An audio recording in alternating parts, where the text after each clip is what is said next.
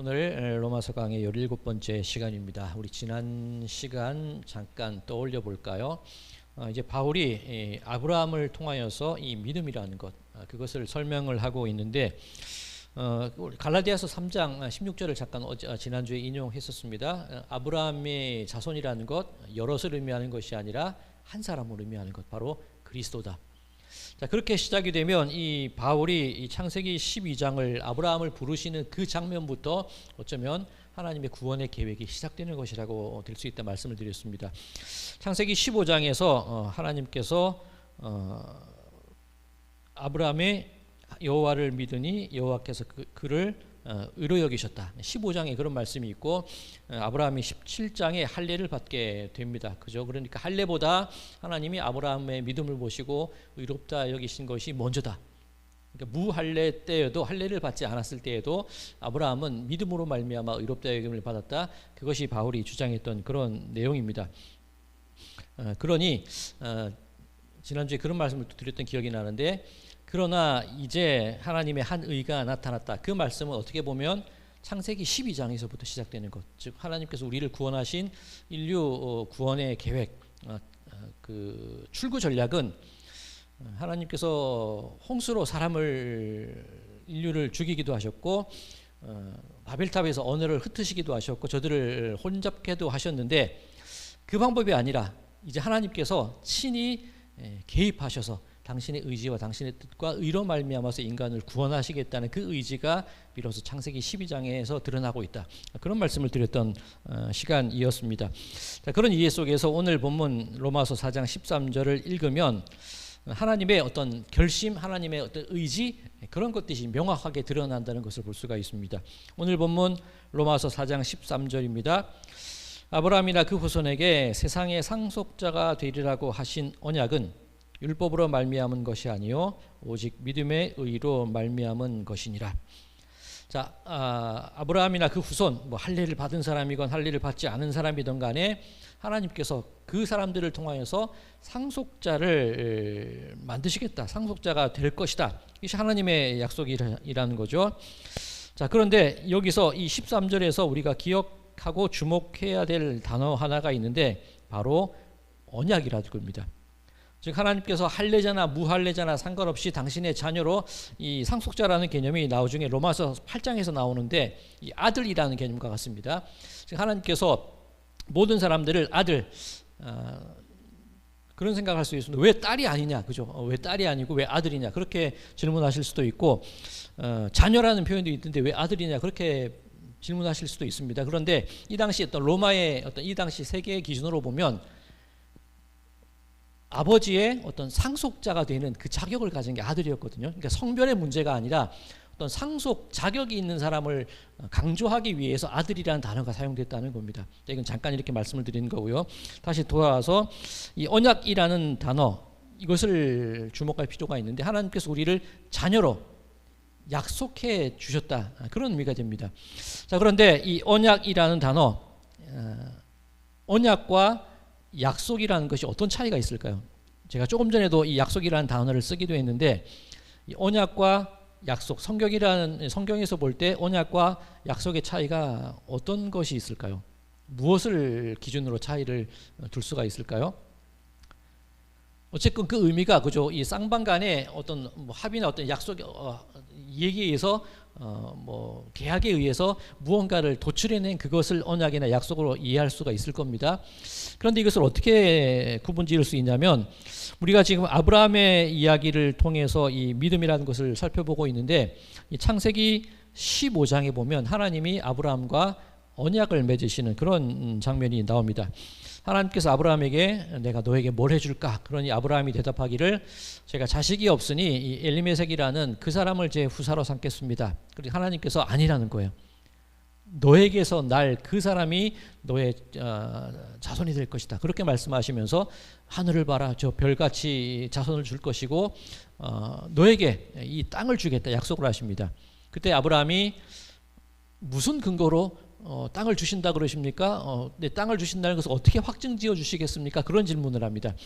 그때 하나님께서 이 재물을 준비하라고 말씀하시고 그 재물을 이 가슴 쪽으로 쪼개오느라고 얘기를 하세요.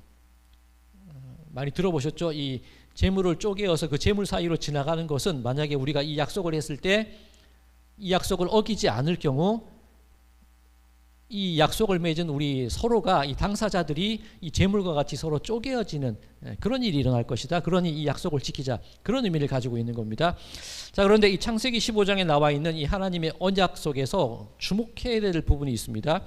창세기 15장 17절과 18절 제가 읽어드릴게요. 이제 아브라함이 이제 그 재물을 쪼개놓고 다 준비해 놓은 상태입니다. 해가 져서 어두울 때에 연기 나는 화로가 보이며 타는 횃불이 쪼갠 고기 사이로 지나더라. 그날에 여호와께서 아브라함과 더불어 언약을 세워 이르시되 내가 이 땅을 애굽 강에서부터 그 큰 강 유브라데까지 내 자손에게 주노니, 그 뒤에는 어디 땅을 주겠다, 그 약속을 하십니다. 자, 그런데 이 17절과 18절에서 하나님과 아브라함 사이에 어떤 계약이 맺어지는데 쪼개진 재물 사이를 지나가는 건 누굽니까? 그죠? 횃불이 쪼갠 고기 사이로 지나가요. 그죠? 아브라함은 지나가지를 않습니다. 자, 하나님과 아브라함 사이에 약속과 계약이 맺어지는데 동등한 사이가 아니라는 거예요. 그러니 감히 아브라함이 또 동등한 조건으로 계약을 맺을 수는 없습니다. 이를테면 하나님께서 계약서에 사인을 하셨는데 아브라함은 사인을 하지 않은 거예요. 그러면 이 계약은 유효한 겁니까? 무효한 겁니까? 원래라면 무효한 게 돼야 돼요. 그죠? 이 재물을 쪼개고 그 사이로 지나가야 그 계약이 성립이 되는데 하나님은 횃불로 지나가셔서 사인을 하셨는데 아브라함은 지나갔다는 얘기가 없어요. 아브라함은 사인을 안 했다는 거예요.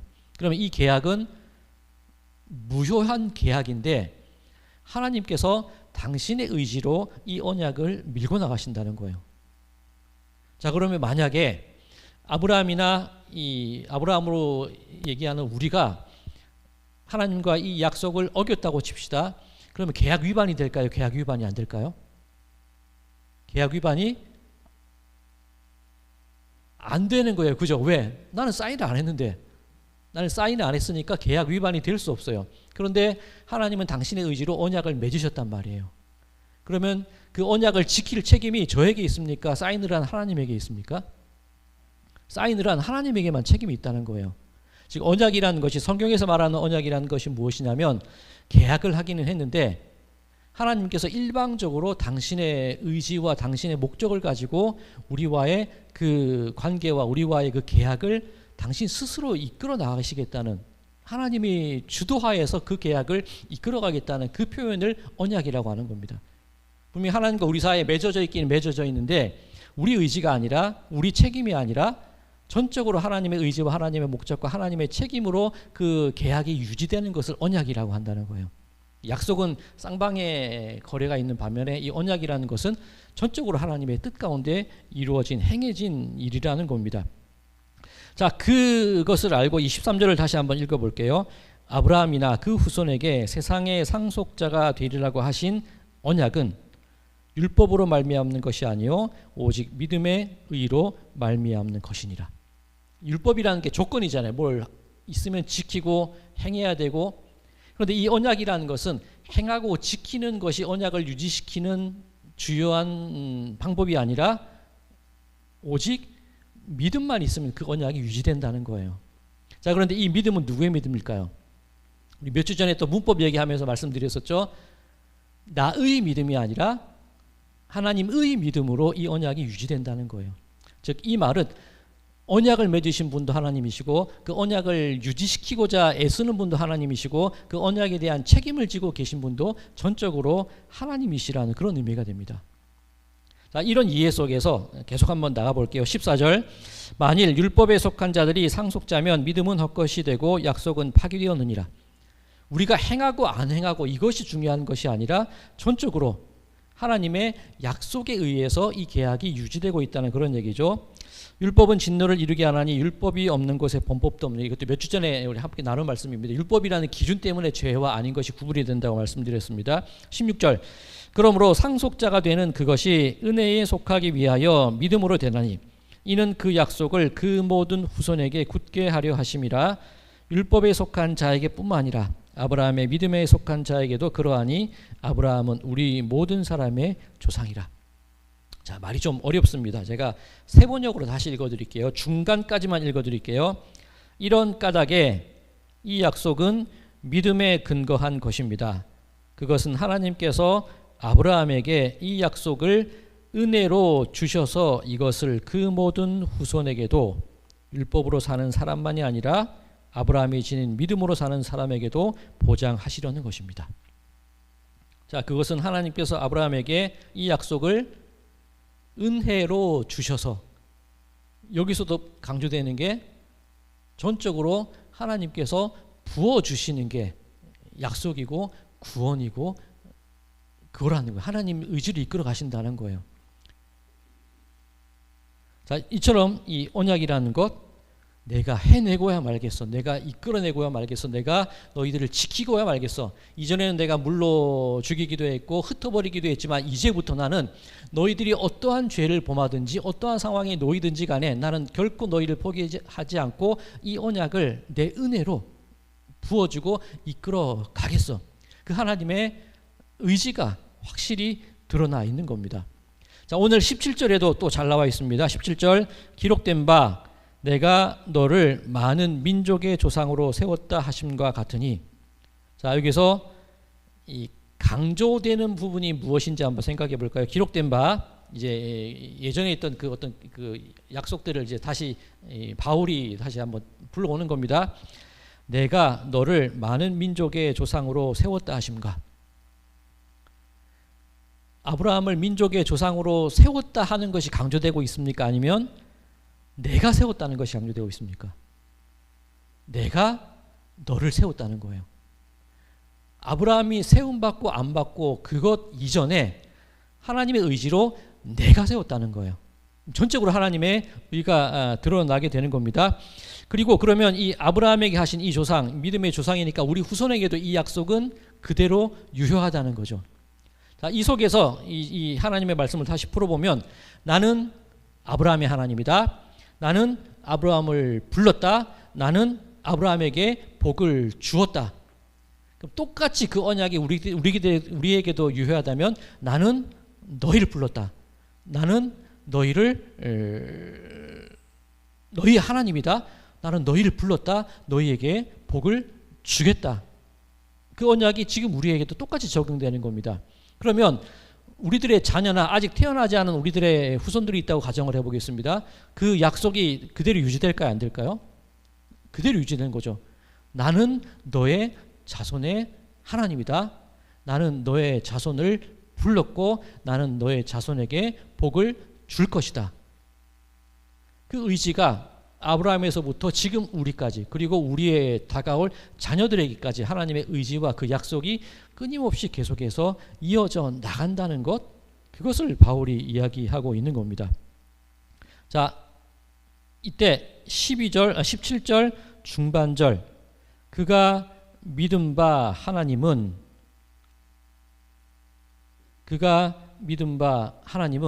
앞서 우리 17장 초반절에 내가 너를 많은 민족의 조상으로 세웠다 할 때 내가 너를, 이것이 강조된다고 말씀을 드렸죠. 자, 17절 중반절에도 똑같아요. 그가 믿은 바 하나님은, 아브라함의 믿음이 중요하다는 겁니까? 아브라함이 믿은 바 하나님이 중요하시다는 겁니까? 아브라함이 믿은 바 하나님이 어떤 분이신지를 바울이 설명하고 싶은 거예요. 하나님은 어떤 분이실까? 죽은 자를 살리시며 없는 것을 있는 것으로 부르시느니. 죽은 자를 살리신다는 것은 부활이요, 없는 것을 있는 것으로 부르신다는 것은 창조를 의미하는 것이죠. 자, 여기까지 이해하기 어려운데 일단 그렇게 넘어가시고, 이게 이후에 드릴 말씀을 위해서 이런 밑작업을 해놓는 겁니다. 자, 이제 18절로 들어가서, 아브라함이 바랄 수 없는 중에 바라고 믿었으니 이는 내 후손이 이 같으리라 하신 말씀대로 많은 민족의 조상이 되게 하려 하심이라. 그가 백세나 되어 자기 몸이 죽은 것 같고 사라의 태가 죽은 것 같음을 알고도 믿음이 약하여지지 아니하고, 믿음이 없어 하나님의 약속을 의심하지 않고 믿음으로 견고하여져서 하나님께 영광을 돌리며, 약속하신 그것을 또한 능히 이루실 줄을 확신하였으니. 자, 그 앞에까지 분위기는 어떤 분위기였죠? 하나님의 의지, 하나님의 약속, 그가 믿은 바 내가, 하나님이 계속 강조되었는데 이 18절부터는 누구의 믿음이 드러나는 것 같아 보이시죠? 아브라함의 믿음이 드러나 보이는 것 같습니다. 그런데 한번 가만히 생각해 볼까요? 아브라함이 믿음이 그렇게 좋았습니까? 아니거든요. 그죠? 사라의 여종으로 하갈로부터 이스마엘을 얻기도 했고, 하나님의 천사가 방문했을 때 그죠? 사라가 아들을 낳을 것이다 할 때 비웃었거든요. 아브라함도 크게 다르지 않아요. 그런데 오늘 본문에서는 아브라함이 바랄 수 없는 중에 바라고 믿었다. 백선화되어 죽은 것 같았지만 믿음이 약하게 지지 않았다. 사실과는 조금 달라요. 그리고 오늘 본문의 흐름과도 맞지가 않아요. 분명히 17절 이전까지는 하나님의 언약, 하나님의 주권, 하나님께서 이루어 가시는 은혜, 그것이 강조되었는데 이 18절부터는 갑자기 아브라함이 마치 믿는 것 같이 그렇게 여겨져 있습니다. 자, 이것을 그렇게 읽으면 안 되고 좀 다르게 해석하면 어떨까, 그런 생각이 듭니다. 자, 우리의 믿음이라는 게 하나님께서 내가 100살임에도 불구하고 주실 줄 믿습니다. 그 믿음이 좋은 믿음일까요? 그런 의문을 가져봅니다. 만약에 우리 장로님 가정에 100살이 되었을 때 아들이 태어났다고 한번 생각을 해보시겠습니까? 키우실 수 있으시겠어요? 네? 키우실 수 있으시겠어요? 뭐 키울 자신 없으시죠? 남사스럽기도 하고 키울 자신이 없어요. 그리고 그게 실제로 일어날 수 있는 일입니까? 일어날 수 없는 일입니까? 일어날 수 없는 일이에요. 자, 아브라함이 바랄 수 없는 중에 바라고 믿었다는 말, 주여 제가 이루어 주실 줄 믿습니다. 그러고 나았다는 그 의미가 아니라 우리들의 삶 속에서 일어나는 일들을 볼 때 이건 일어날 수 없는 일이고 남사스럽기도 하고 나도 기를 자신도 없고 일어날 수도 없는 일이고 분명히 내 소망이 거기서 끊어졌다는 것을 나는 알아요. 어떻게 보면 내 인생에 이루어지지 않는다는 것, 어떤 포기의 순간일 수도 있습니다. 내가 손 놓은 바로 그 순간부터 하나님께서 일하신다는 것을 바라보는 그게 믿음이라는 거예요. 자, 이제 제가 늘 쓰는 말, 개떡같이 말해도 찰떡같이 그 순간이 또 왔습니다. 다시 한번 말씀드릴게요. 내가 포기하고 도저히 이것은 아니라고 여겨지는 바로 그 순간에 하나님께서 개입하셔서 무언가를 만들어 가시는 그 장면을 바라보는 게 믿음이라는 거예요. 주여 믿습니다. 해주실 줄 믿습니다. 이거 내가 믿음이 좋다고 생각할지 모르겠지만 그건 내 의예요. 그 율법주의 아닙니까? 그죠? 내가 무언가를 믿어서 하나님이 이루어 주실 줄 믿습니다. 안 되는데 해 주실 거예요. 부어 주실 거예요. 그건 율법주의예요. 내가 이만큼 믿었으니 채워 주신다는 거. 아브라함이 믿었다는 것은 내가 손을 놓았을 때, 없을 때, 그때 일하시는 하나님을 바라보는 그 경탄의 마음으로 바라보는 그 시선이 바로 믿음이라는 겁니다. 하나님께서 아브라함에게 그 아들 이삭을 바치라고 하셨습니다. 그런데 아브라함이 이삭을 바치러 가는 그 모든 순간 가운데에서 어떤 아브라함의 마음이나 아브라함의 감정이 표현된 그 구절이 있었습니까? 없어요. 그죠? 아브라함이 이스마엘과 이삭의 문제, 이스마엘의 문제로 그 사라와의 문제가 있을 때 그때는 아브라함의 심리가 드러나요. 근심하였더라. 그죠? 그 자식의 문제 때문에, 그 부일의 문제 때문에 근심을 해요. 그런데 그거보다 더 심각한 일이 일어났는데 내 아들 이삭을 바치라는데 아브라함의 감정에 대한 어떤 구절도 드러나 있지 않습니다. 마치 기계적으로 움직이는 것 같아요. 아침에 일찍 일어나서 그죠? 종을 하나 데리고 안장을 지우고 사흘길을 걸어가서 너희들은 여기 있어라. 우리가 가서 하나님께 제사 드리고 올 것이다. 이삭에게 지우고 그냥 칼을 들어 찌르려고 해요. 그죠? 굉장히 기계적인 과정만 남아 있습니다. 자, 이것을 이 히브리서에서 어떻게 표현하고 있냐면 히브리서 11장 17절 이하의 말씀입니다. 아브라함은 시험을 받을 때에 믿음으로 이삭을 드렸으니 그는 약속들을 받은 자로되 그 외아들을 드렸느니라. 그에게 이미 말씀하시기를 내 자손이라 칭할 자는 이삭으로 말미암으리라 하셨으니 그가 하나님이 능히 이삭을 죽은 자 가운데서 다시 살리실 줄로 생각한지라. 비유컨대 그를 죽은 자 가운데서 도로 받은 것이니라. 자, 히브리서 말씀입니다. 이 히브리서 말씀에 의하면 아브라함이 이삭을 주저하지 않고 하나님께 드릴 수 있었던 이유가 무엇이라는 거죠? 하나님의 약속이 있는데 하나님의 약속이 네 몸에서 날 자라야 하겠다 하셨죠. 그러니까 내가 이삭을 낳았고 그 이삭에게서 자손들이 나올 것이라고 분명히 약속해 주셨으니 내가 죽인다 한들 이삭이 다시 살아날 겁니다. 그 믿음이 있었다고 히브리서는 증언하고 있는 겁니다. 자, 이것을 약간 조심스럽게 해석을 해야 돼요. 내가 죽여도 살릴 거야? 이게 아브라함의 믿음일까? 이것을 오늘 본문의 근거에서 해석을 해보면 어떻게 해석을 할 수 있냐면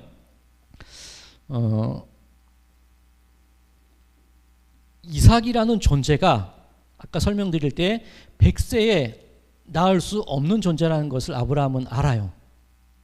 그리고 아브라함은 손을 놨어요. 할 수 없다는 걸 알았어요. 그때부터 일하시는 분이 하나님이심을 바라보는 것이 믿음이라고 말씀을 드렸습니다. 그럼 이삭이 내 눈앞에 있기는 있는데 이 이삭이 있는 애예요, 없는 애예요? 그렇죠. 이게 개떡같이 찰떡같이 순간인데, 자, 이삭은 없는 애라는 거예요. 이게 무슨 뜻이냐면 내 의지로 낳은 게 아니고 내 힘으로 낳은 게 아니고 내 소망으로 낳은 애가 아니라는 거예요.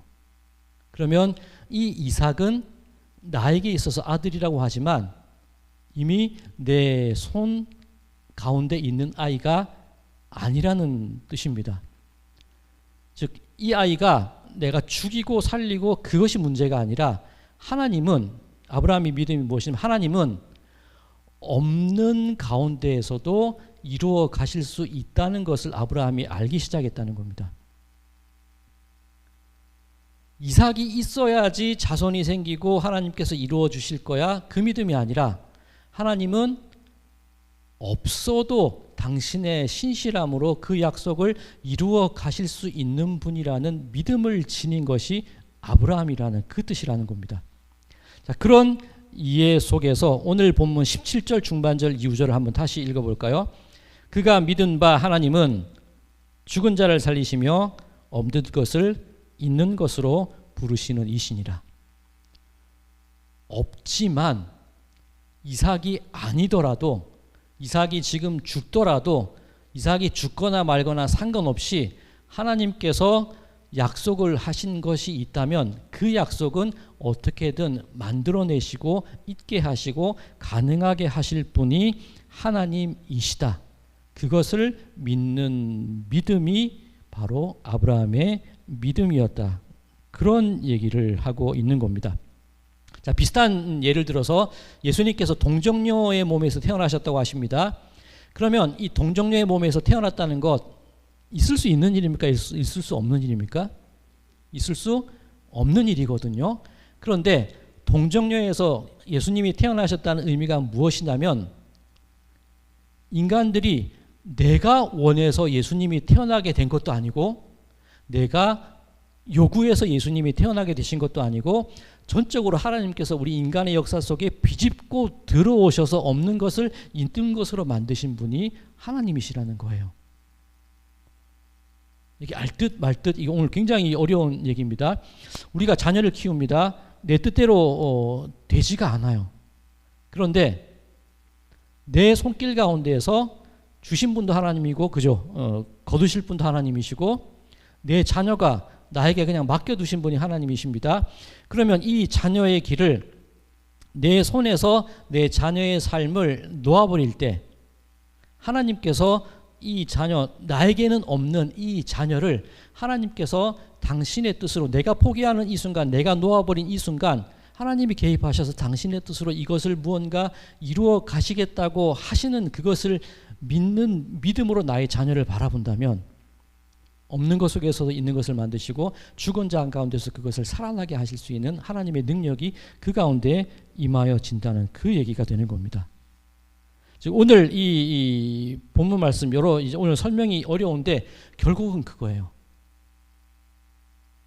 내가 믿음 바 하나님은 어떻게든 인간의 역사 속으로 비집고 들어오셔서 당신의 은혜로 우리들의 구원과 우리들의 생명을 이끌어 가시는 분이 하나님이시고, 믿음이라는 것이 무엇이냐면 내가 주여 믿습니다, 내 의와 내 노력과 내 공로와 내 믿음의 튼튼함으로 하나님께서 그것을 의롭게 여겨주셨다는 것이 아니라,